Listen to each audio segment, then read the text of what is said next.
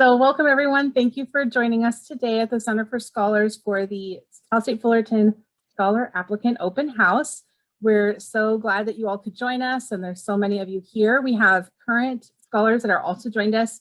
So after we do a bit of a presentation, we'll do some breakout rooms and you can ask current scholars some questions. So that'll be an exciting time for you to learn a little bit more about what the scholar programs have meant to them and how it's benefited them. And you can ask us some specific questions as well. So with that, we'll start today's presentation. So let me, okay, good. Yay, okay, good. So I'm gonna first introduce our director of the Center for Scholars, Yahida Tovar.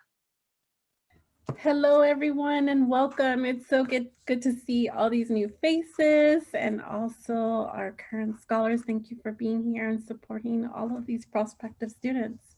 So my name is Yahida Tovar. I am the director of the Center for Scholars, where I have the pleasure and honor of supporting all of our students along with this wonderful team that you're going to get to know today. So today, Jamie has a really great presentation. The rest of our team, Kenitsa and Darcy are also here. We'll be talking to you a little bit about what our program is all about, what the scholarships are all about too, so that you get a better idea of who we are and what we can do for you in the future if you are to, if you're going to be joining our program in the near future. So our mission is, we have a really great mission that we actually develop in partnership with a lot of our students in the past years. We have a really wonderful community. And so the mission of the center is that we cultivate a culture of inclusion that embraces diversity and individual uniqueness. We celebrate everyone's uniqueness in this center. We want to get to know folks and know what makes you special and different and unique. We also provide transformational learning opportunities that encourage broader learning, leadership, and personal growth.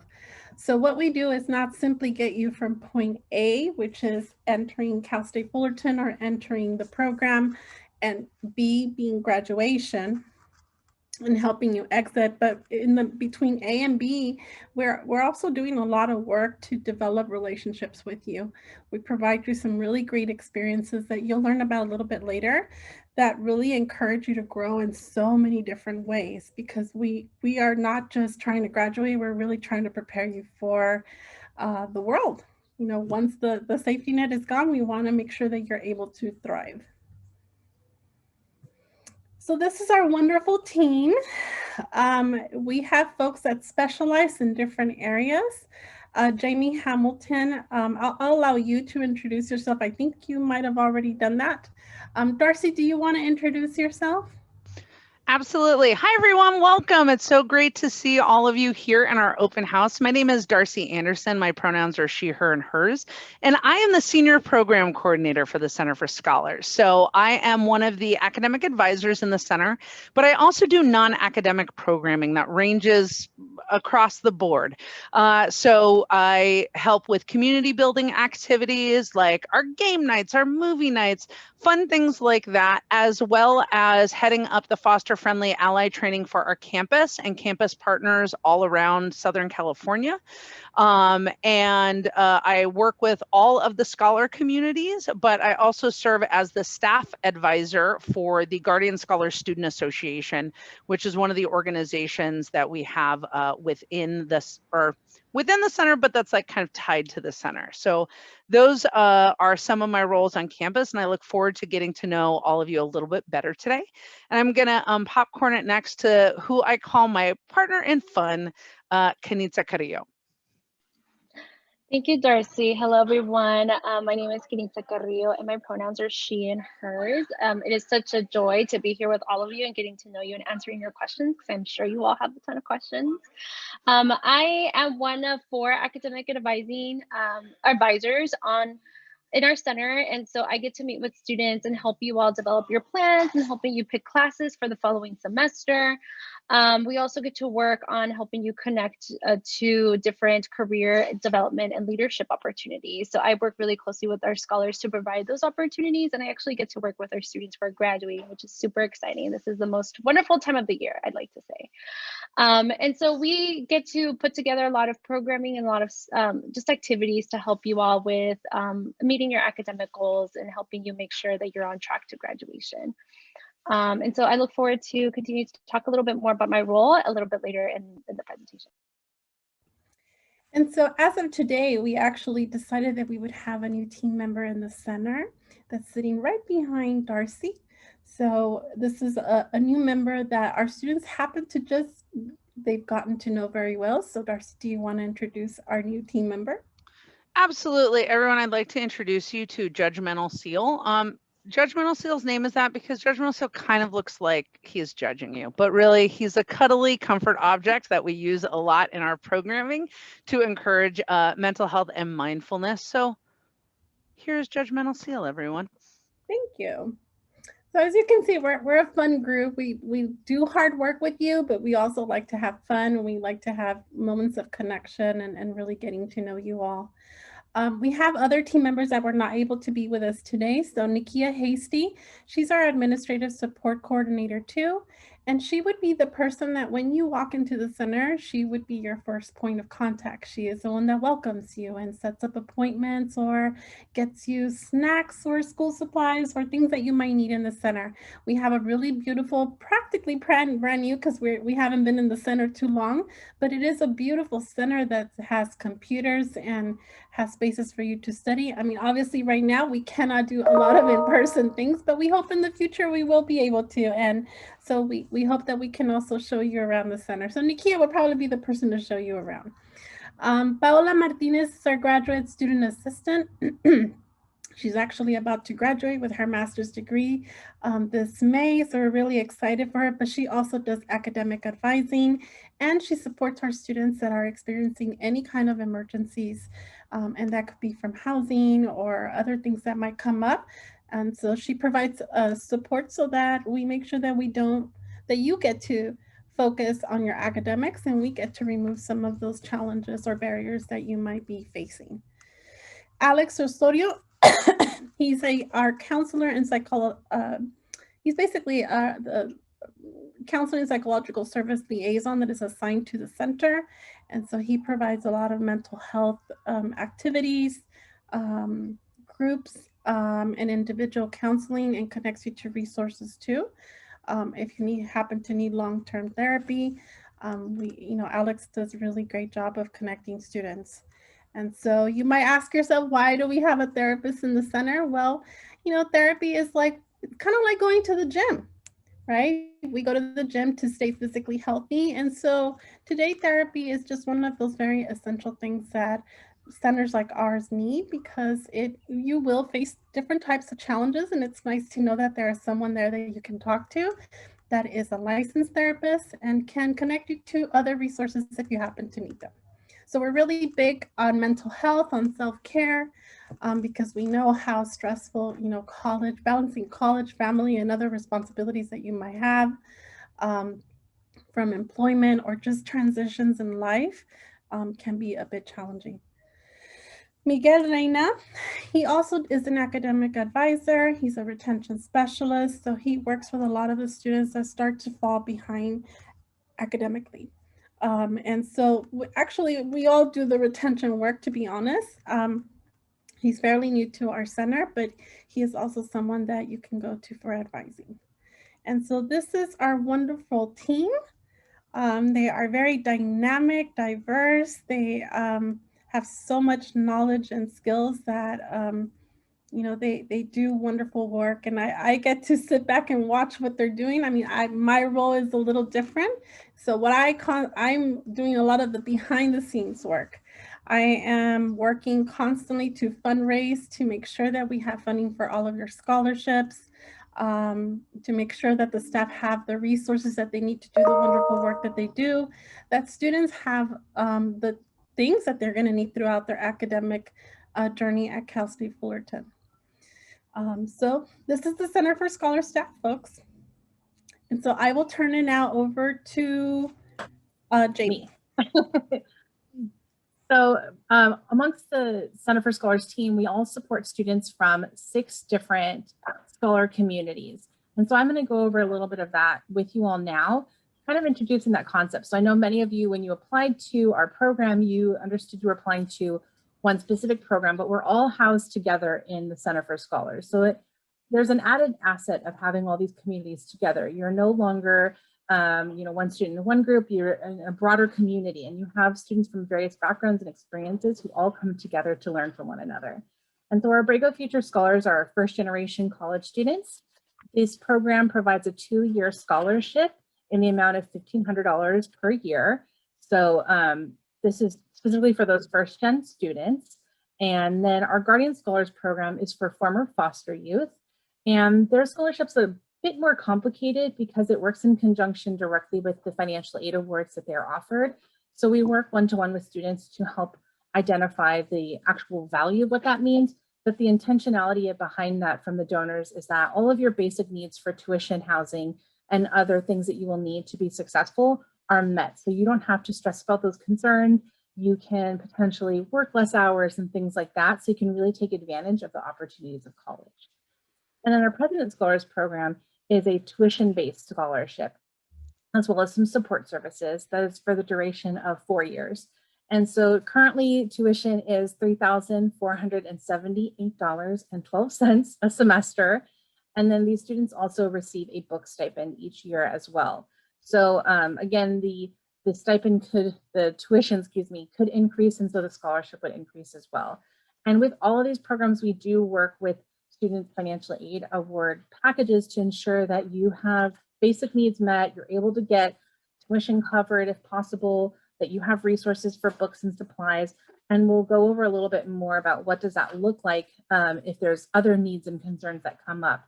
The 3 other programs that we support in the Center for Scholars is our Nicholas Academic Scholars. They're students from the Nicholas Academic Centers throughout Santa Ana. And they are typically our first generation college students as well. Our Simon Scholars, which are also from throughout Orange County, I believe, and the Sun Scholars as well from Orange County. So these are students who have different award programs where they are kind of involved in high school, and then they get to come to Cal State Fullerton, or they transfer to us from their community colleges. And so we work with their foundations to ensure that these students' needs are met as well. So if you get offered the scholar program, what Abrego, Guardian, or President Scholars, you would learn more about the other scholar programs as well. And our next slide here is about our life domain. So we've talked a little bit about what the center is, why we do the work that we do, and this really touches on how things are structured in the Center for Scholars. So obviously at Cal State Fullerton, academics is going to be the most important thing that you are navigating. That's why you're here, is to go to school, to take classes, to earn a degree. But we know that there's all these other components that come into your educational experience as well. So things like housing, mental health that Yahida touched upon, life skills, which Kenitsa kind of touched upon, which includes like career prep, supportive relationships and community connection. That's a lot of the work that Darcy does. Cultural and personal identity formation, which we all kind of pitch in that area as well. And then a lot of the work that I do works within the employment umbrella, but it's specifically, I do a lot of support with financial aid and ensuring that students have the financial resources to process through their time here at Cal State Fullerton. So we know that you're not just one thing, you have all these other entities, you're a sibling, you have a job, you have to figure out all these different things in your life. And so those things all impact you. And we know you carry those throughout. And so we try to create a program that is understanding of those nuances and things that you bring and able to continuously support you throughout your time at Cal State Fullerton. And our next slide here, Darcy is going to talk about. So as Jamie just mentioned, in our 7 life domains, we look at you as the whole student, right? What we call holistic student support services. So we do academic advising. As Kenitsa and I both pointed out, we are academic advisors that work with you on that. You would also work with Paola or Miguel on academic advising, or maybe some other advisors that we will have coming to the center. but academics is part of it.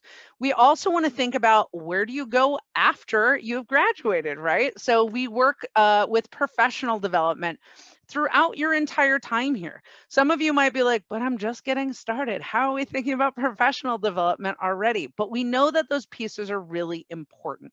We want to set you up because people go like, you'll graduate and get ready for the real world. Friends, the real world is happening, right? And so we want to give you those tools. So we work with professional development, and we have a great program that we have tied to in the past couple semesters called I Am First, which is an incredible first generation professional development program. And we have other professional development things that we do throughout the year as well, which is awesome. We also work on personal development. One of the great things about being tied to the Center for Scholars is you are not going to be in a center that is transactional. It's not just coming in being like, here's what you need, here's what I'm going to give you, see you later, and not build a relationship. We do academic advising, but we also do a little bit of mentoring and life coaching, honestly, because we talk about life. Because for some folks, they may not understand where to go to get help. We help you with those things. We talk about the identity pieces. We want to encourage you to really be able to live your truth as a holistic student, but as a holistic person in the world. We want to know all of those full aspects of you. And so we do different things with personal development. One of the things we've been doing during this virtual time is our mindful moments session, where we really spend time each week for an hour each week about focusing on the present and the now. We share gratitude. We do meditation sometimes. Sometimes we're doing head and neck and desk yoga to really get ourselves stretched out.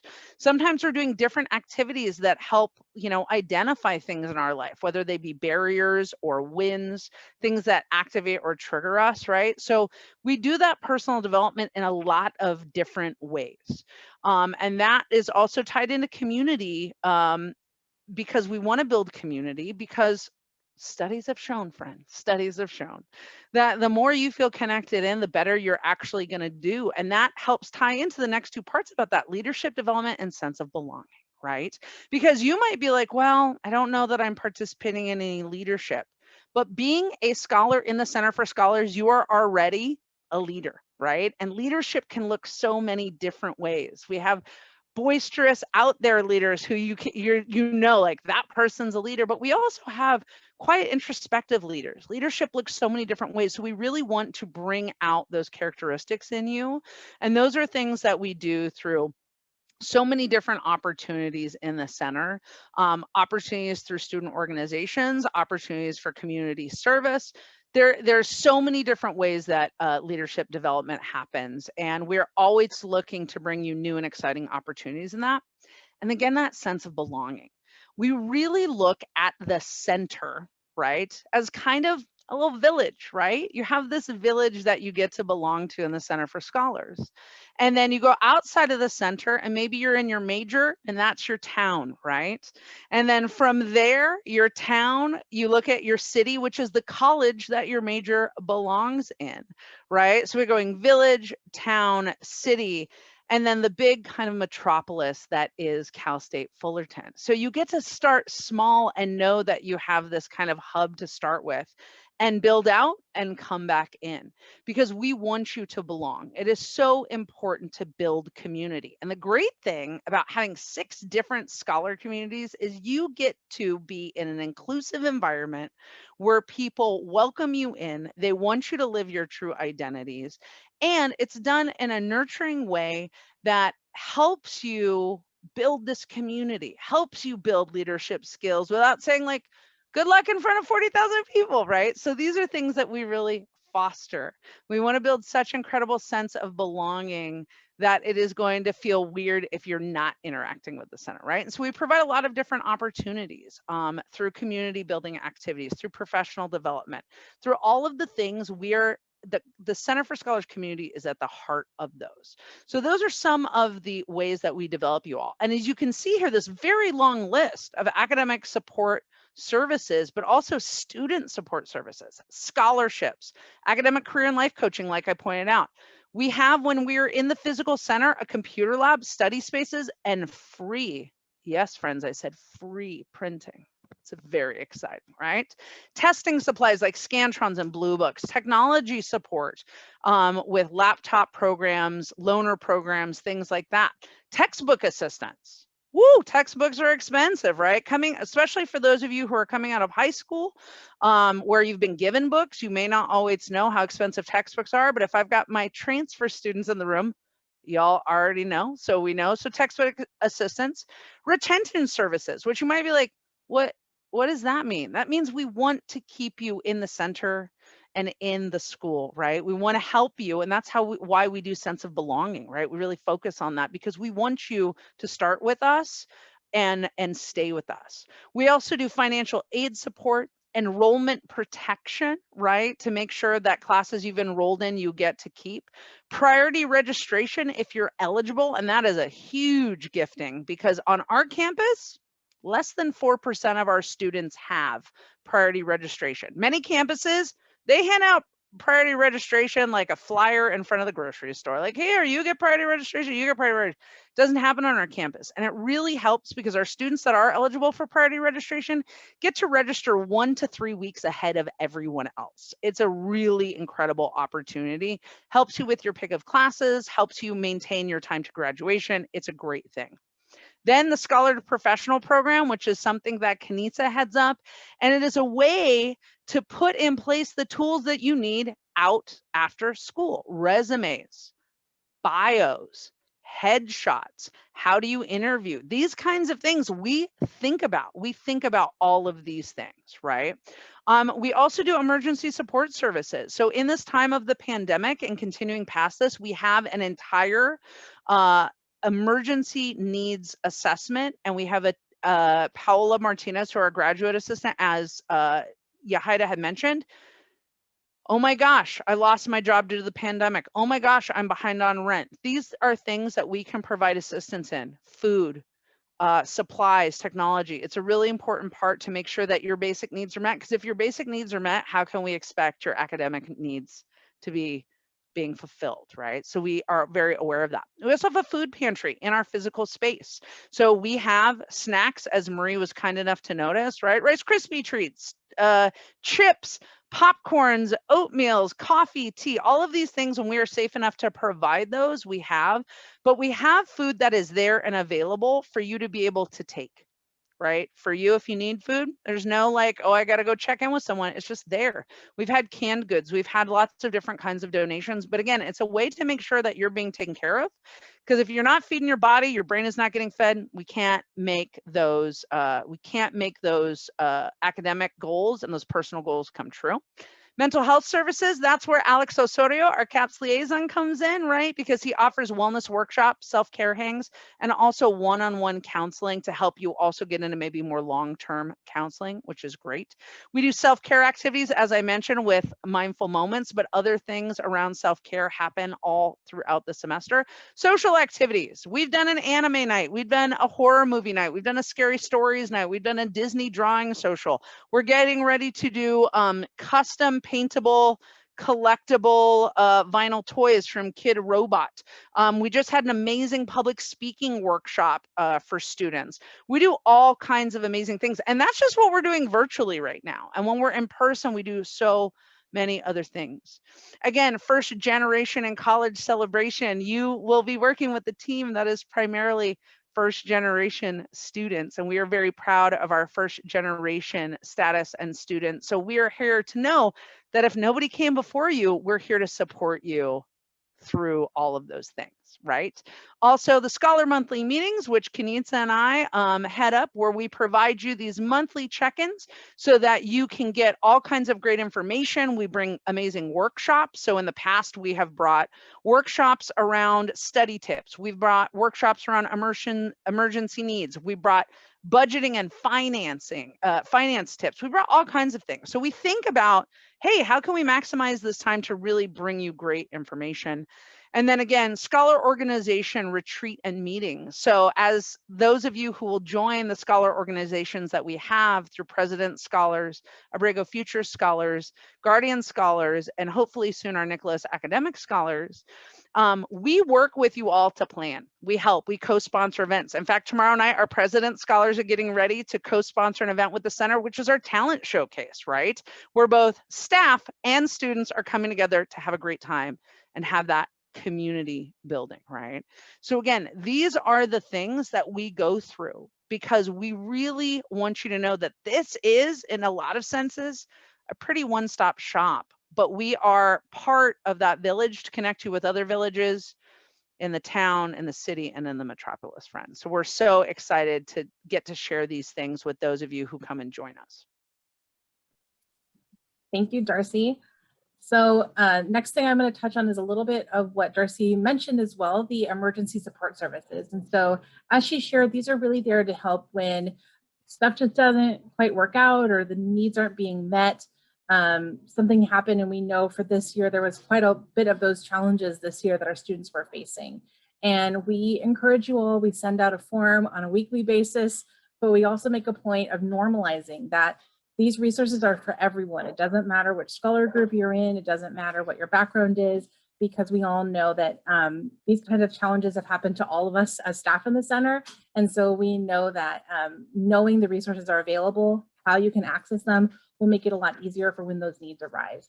And they're really there to ensure that the basic needs, like she shared, are being met so that you can focus on school. You don't have to think about, how am I going to get this thing figured out? And it's this nagging thing on your mind. You can be like, okay, we've handled that. Now I can get back to my classes and things like that.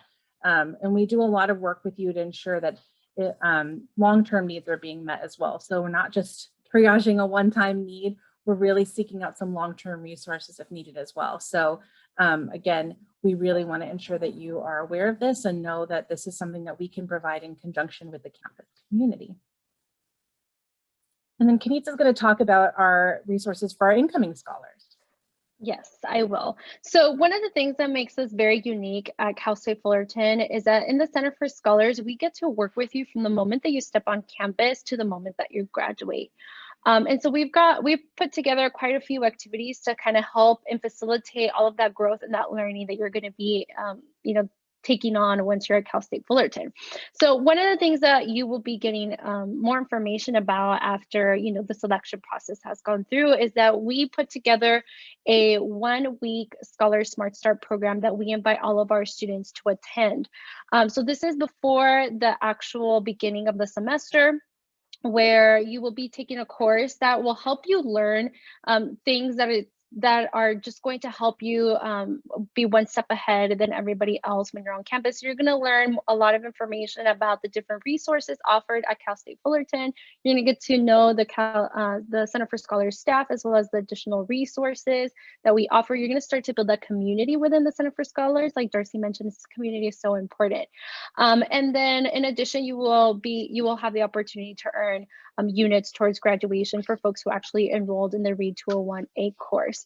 We also have a transfer student experience to that, where transfer students will be able to come together and really talk about, like, what is that process from transferring from a community college and now into a CSU. And again, you build community amongst transfer students and also build some really great skills that are going to help you be academically successful in your first year, first semester. I always say that the first year, first semester is one of the hardest in your time at CSUF, just because there's a lot of transitions. And so this is really designed to help you in that transition so that it is as smooth as possible.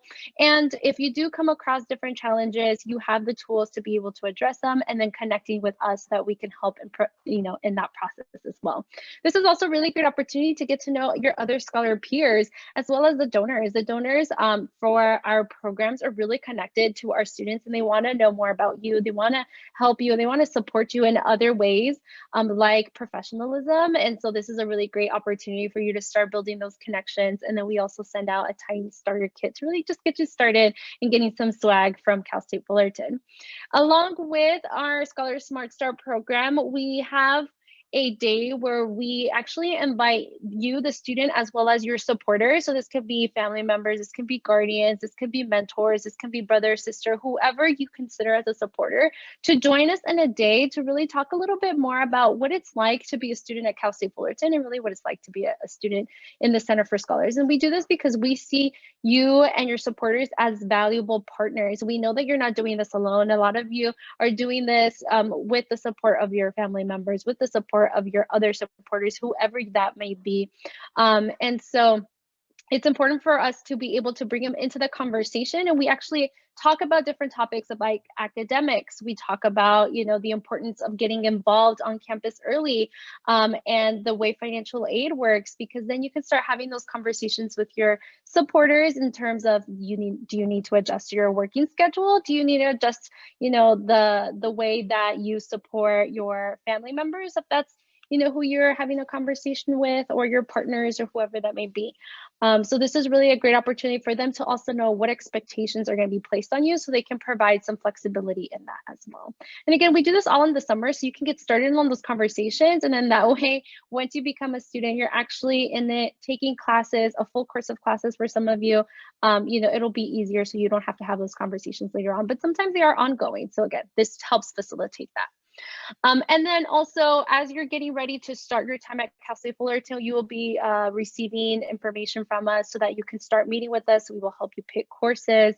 A lot of folks have questions about orientation, and so we can help you understand what is expected of you for orientation, or what are some things you can expect at orientation.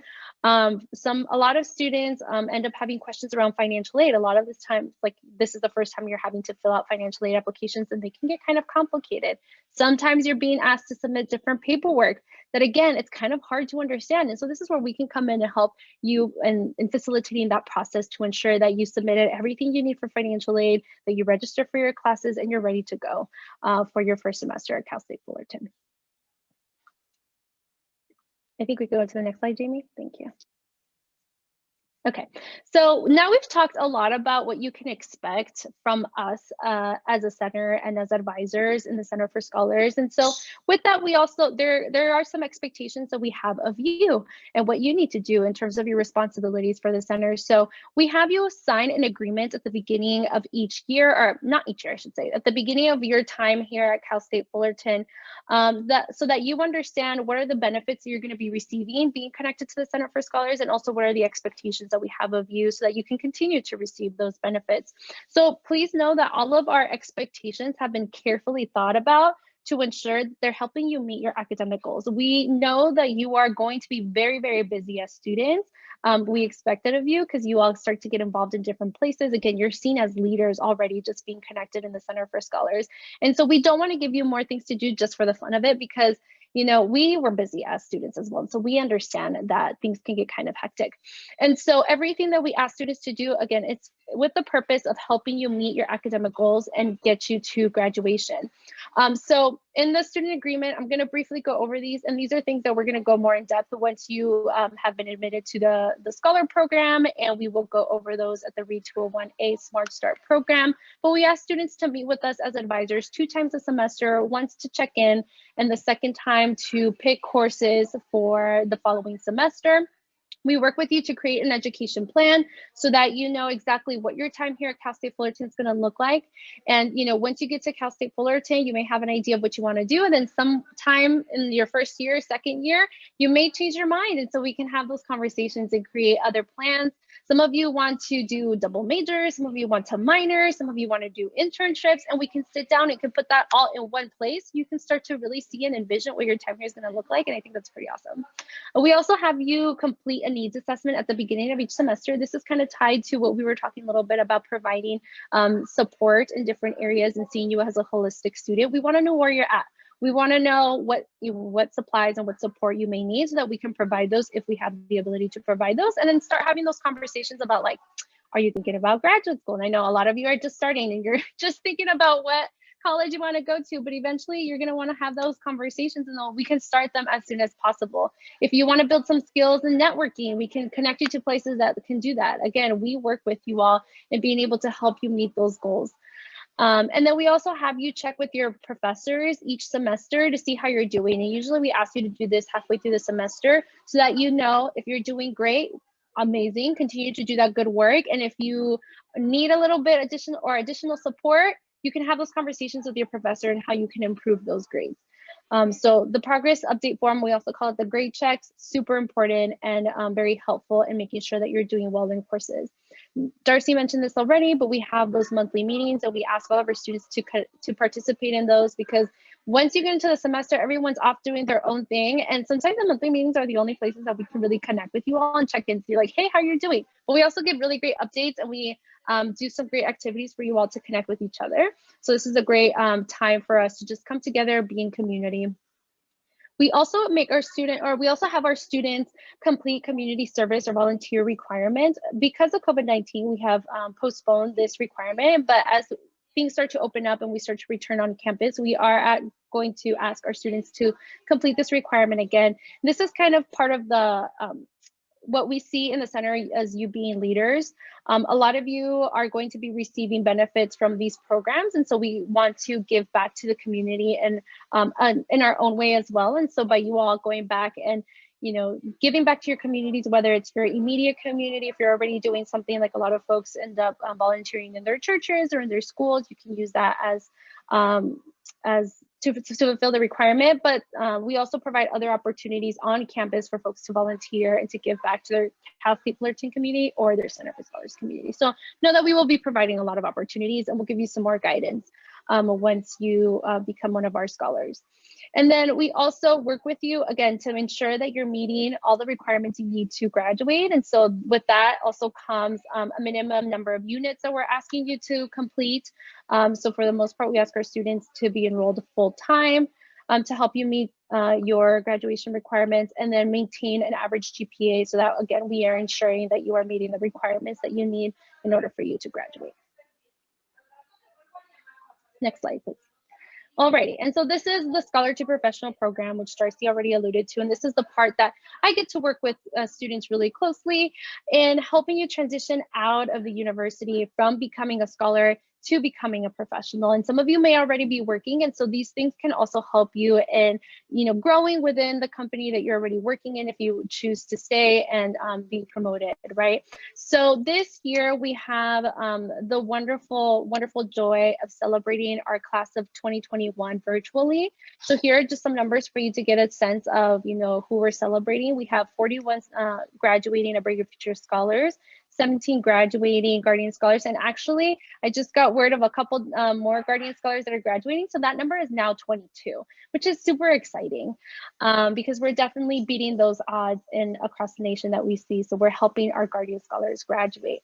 And then we have 14 President Scholars who are graduating this year. Every year we do some sort of celebration. Because of COVID, we've done virtual celebrations last year, and we're continuing this year again, where we're going to be honoring our students by reading a little bit about what they've done on campus, and then we are also giving them a graduating gift. So I'm not going to go too much into details because I know we have some graduating scholars here, but they will also be receiving a gift from the Center for Scholars for the good work that they've put in the last 2, 3, 4 years that they've been part of the Center for Scholars.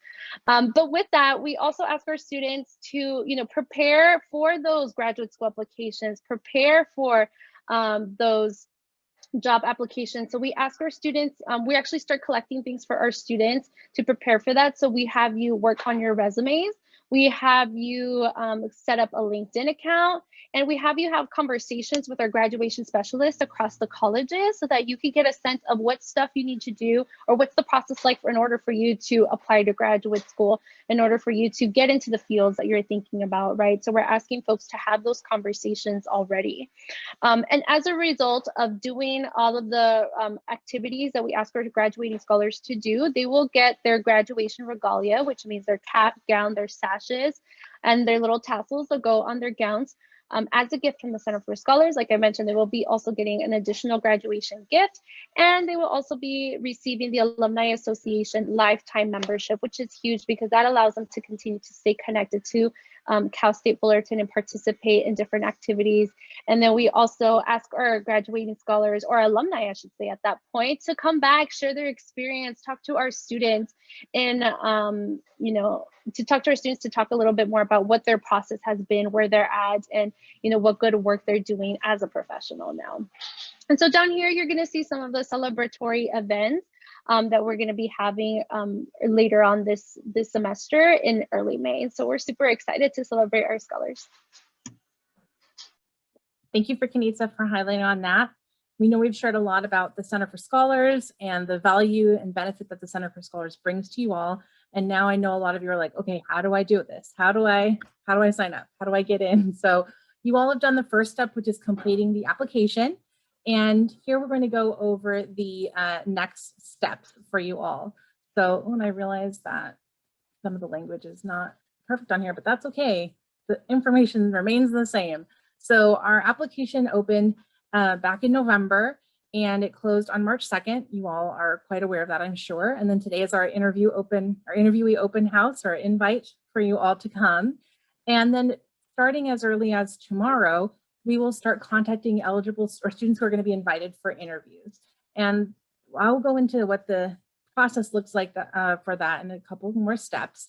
And then we hope to begin setting out offers to students beginning April 28th.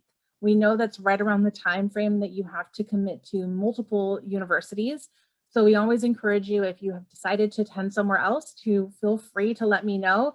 Every year we have meet wonderful students who choose to attend other universities. So don't feel weird about letting me know that. It's oftentimes creates a space for another student to take advantage of an opportunity. So feel free to reach out and let us know that information. And then I also highlighted some other dates for you all. So next week will actually be Experience CSUF, Becoming a Titan.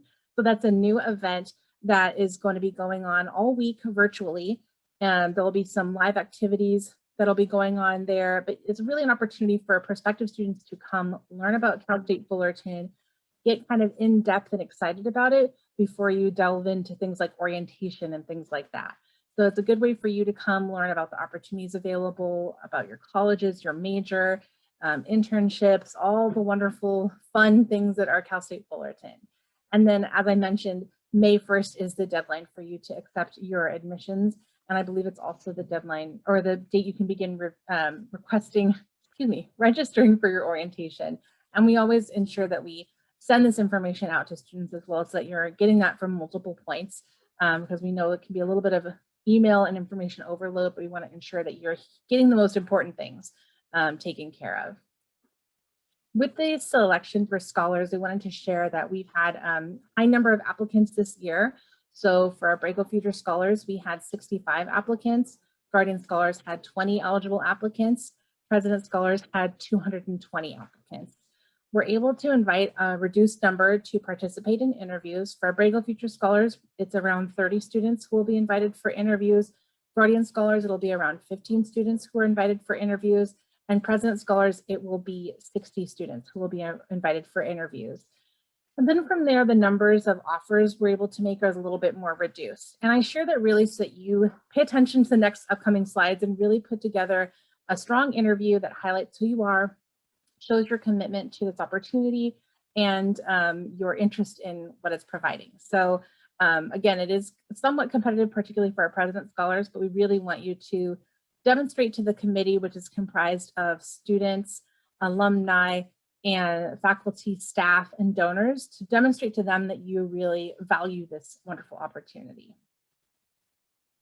So here are the things I wanted to share with the interview overview. So the first step is, if you were invited, you will be asked to confirm by filling up the sign-up form or a survey. And immediately after that, you'll get an email, as well as see on the screen the steps for you to do this. We'll be using Flipgrid for you to go in and respond to videos. And one thing I want to highlight as well is you might be getting asked to interview for multiple programs. We highly encourage that you do that for as many programs as you're eligible for, invited to. You will only get an offer for one program, but we do encourage you to interview for multiple, because if you don't interview for one, then you don't get the other opportunity, then you may not get invited to join the Center for Scholars. So We really encourage you to interview for all of those programs that you're invited to. And then what I will do is actually compile the interviews for the selection committee to review them all. Let's see. The next slide talks about here what the interview consists of. So the first video will be an introduction video for you to share your name, major, your city, and a brief little bit about who you are. It's pretty short, just 1.5 minutes is the maximum amount of time frame, but you can keep it really short to just your name, major, and city too, if you'd like. And then we ask you 6 questions for you to respond to. And there are a variety of questions that are really used to gauge your interest in the program and again, to learn more about you.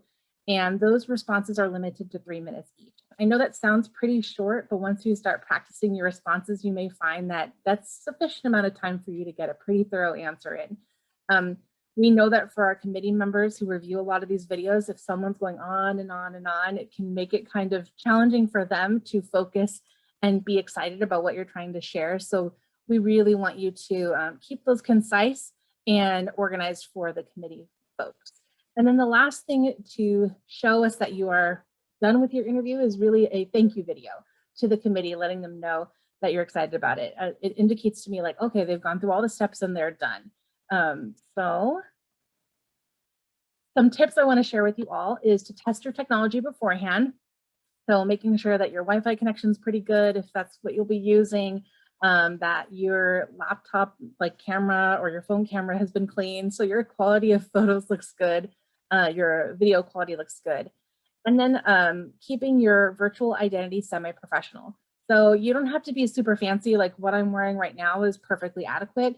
But again, I'm not, I don't want to deter people's attention away from what I'm saying. I want them to focus on what I'm saying and not what's around me, what I'm wearing, what's going on behind me. So again, maybe you want to look at your background. So one of the things here, it says dress for success and create a set. So looking around you and seeing, oh, wow, I didn't realize that you could see that on my camera, that you could see my slippers I left on the floor, or my cat has just walked in the room. And while that's fun and can really highlight your personality, maybe you want to have that be in one part of your video, but not all of your videos. So keeping in mind of that throughout the time of you answering your videos. Monitoring your body language is going to be really important. Again, to just ensure that you are showing people you're excited, but you're not like rambling or going too fast, that you're taking breaths, but you're also not like falling asleep on them. You want them to be engaged and excited about what you're sharing. And that ties into being authentic. You'd be surprised how quickly folks can tell if someone's like being genuine. Maybe they can tell if they're a little nervous, which is totally fine and acceptable. I know I would be nervous. I'm nervous every time I get interviewed. So really work through some of those things that you can present yourself in a manner that seems like it connects with who you are. And then limiting your distractions. So trying to record in a way that you can limit some of the noises around you if possible. We're all at home. I have dogs and cars and people mowing their lawns all day long around me, but trying to kind of make things a little bit quieter for you so that you can focus and have a good presentation overall. And one of the things that I did when I recorded the videos that I wanted to highlight is I recorded my videos outside of Flipgrid. So I used Zoom, so I had a virtual background, so I didn't have to worry about cleaning up anything behind me. And it made it very simple. You can use a background that's just plain. You can use one that's nice. I use a Cal State Fullerton one, but something that kind of helps take care of some of the stress about showing your life behind you. You don't have to be that vulnerable if you don't want to, but that way you can kind of reduce some of the stress. And then you can practice some of your responses and see what it looks like. And maybe you can share those with folks in your life, some friends, family members, mentors, things like that, to get their input and feedback on your responses to the questions before you upload them. So I know for me, I get tongue-tied and I have to repeat myself multiple times. So I had to record my videos multiple times before I was satisfied and uploaded some videos for you all.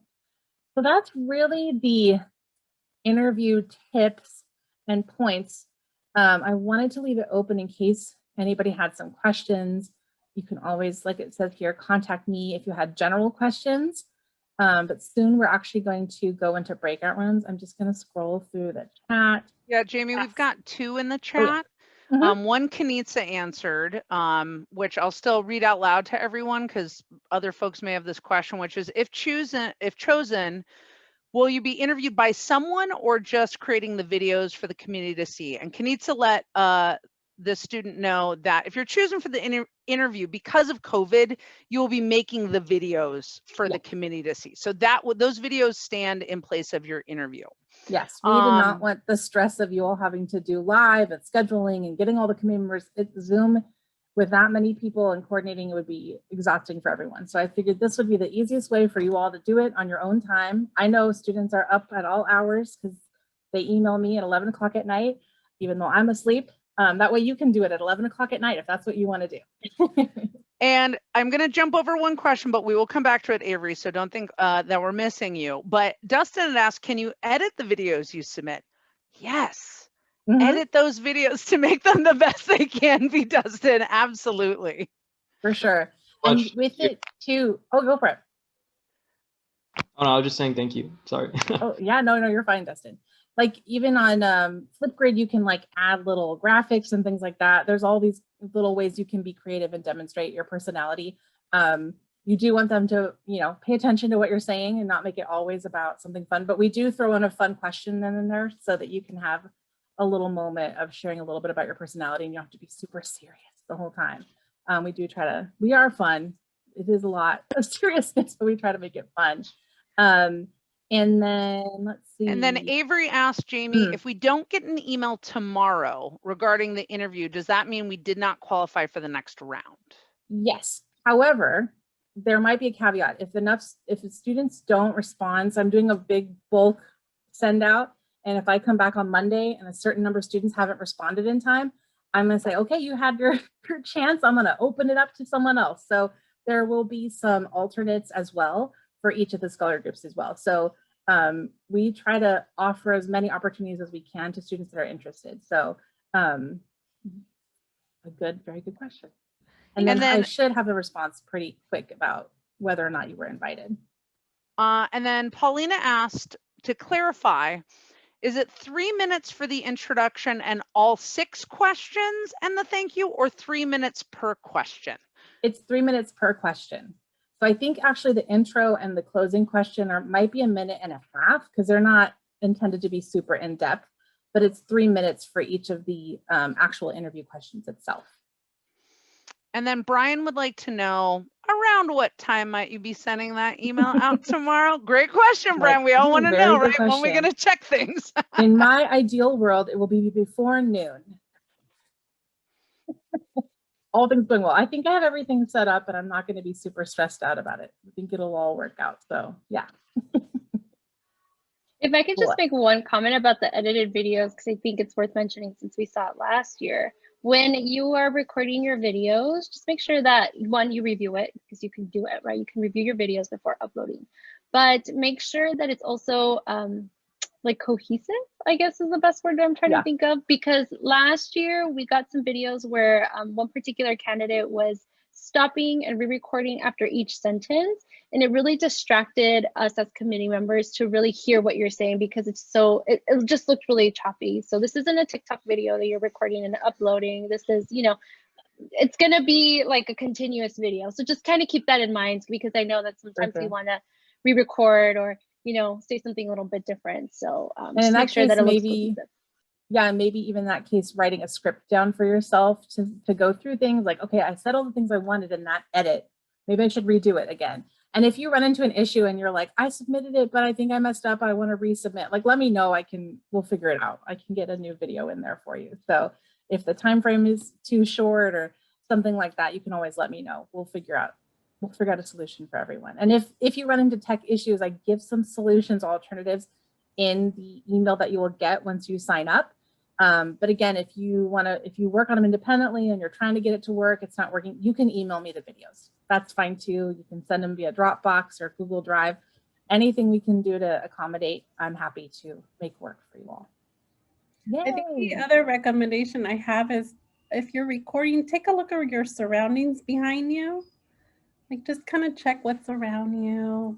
And then your dress code, you just, make sure that you're presentable, because donors and all sorts of people in our committee are going to be looking at this. So, don't show up in your pajamas or, just kind of get a little bit of like, business casual, Yeah. just presentable. Nothing too fancy, but yeah, making sure that people pay attention to your words and what you're saying and not what they see on the floor behind you or that your sister is jumping behind you, all that stuff. We know that that can happen too. So when is the Cool. video due, or when did you want us to the submit it by? deadline is going to be next Wednesday, the 14th. So it is pretty short, but I'm trying to get the email out on Friday so you have the weekend to work on that. And if we run into some technical issues, we can see about extending the deadline. I'm pushing the deadline really close so that I can get the committee members the videos in time and I can get you responses before May 1st. If there's any issues, that would push responses after May 1st. And I know that's not ideal. I know for some of you, this is an important opportunity that you need to know about before you commit to any university. So, yeah. And Jamie, finally, we had a question. Will folks get an email letting them know they have not been asked to the next round? Yes, so I'm going to send out there'll be email to the people who got the interview invite. Then there'll be an email that goes to people who are alternates, letting them know like, hey, you're not initial, we're waiting to see. We're holding out hope for that. And then our friends who are not getting invited at all, unfortunately, the regrets emails will also go out as well. Yeah. Lots of emails to send, but we'll get it done. All right, I think that's all the questions, right, Darcy? Yeah, okay, good. So we're gonna do breakouts now. I'm gonna open them up and what'll happen is you get to go into the breakout section, the breakout rooms icon on your ribbon, and you get to choose which group you want to go into. So we have breakout rooms for Abrego Future Scholars, Guardian Scholars, and President Scholars. And those will be open until the end of our time today, so you can feel free to pop in there. Our current scholars will be in there. And you can ask people questions and stay as long as you'd like, or feel free to leave if you are good to go. And if you have questions, again, always feel free to email me at jehamilton@fullerton.edu.